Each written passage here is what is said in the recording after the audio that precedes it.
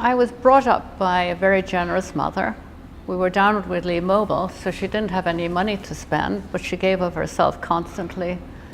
There was a stream of neighbours coming into the drawing room to partake of hot scones and tea while they downloaded their woes. And they always adored her for that, because they said that she helped them a lot with their problems.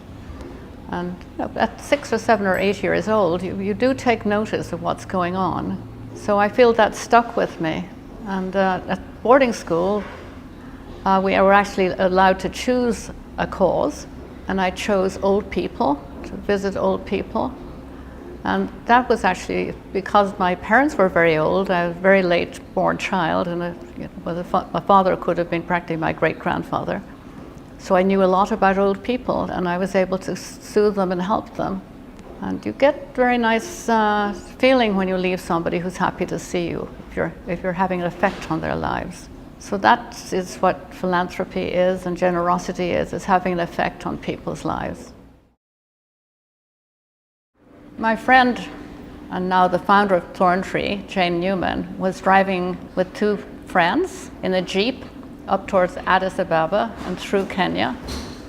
The Jeep broke down in the Samburu Desert where the thorn tree resides, and night was falling, so they're sitting there in absolute fear because it's quite a dangerous place, wild animals and so on. And these 3 warriors came out of the dusk bearing machetes and spears and heavily beaded, and the 3 looked up at them with a certain amount of fear, I have to say.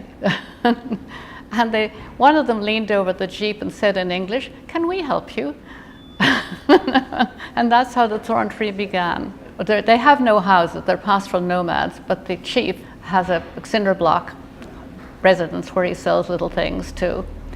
And he took Jane in while the other warriors walked Jane and her companions to the nearest place where they could get the part that the car required.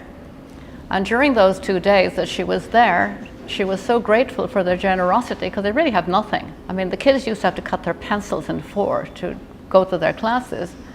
As she was leaving, she said, "Can you tell me how I can help you? You've been so good to me." And Chief George said, "Help us educate our children, because this is the future. We're in the most neglected part of Africa." It's my 15th year working with Thorn Tree. And during that period, we went from 132 children to 1,500 children. And that's just the children. We are also helping the families by education. We put in a well, solar-powered well. We built a tuition building, a library, the first dormitory for females ever, because the tribe didn't send their girls to school. They were too busy looking after the cattle and goats.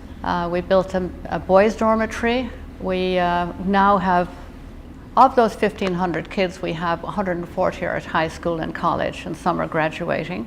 It's been quite extraordinary, and the tribe has been so supportive of this. The tribe is run by the elders, and they all meet together to take a decision. And we know that when the decision has been made, that the tribe will stand behind us. And it's just a wonderful cooperative place to be.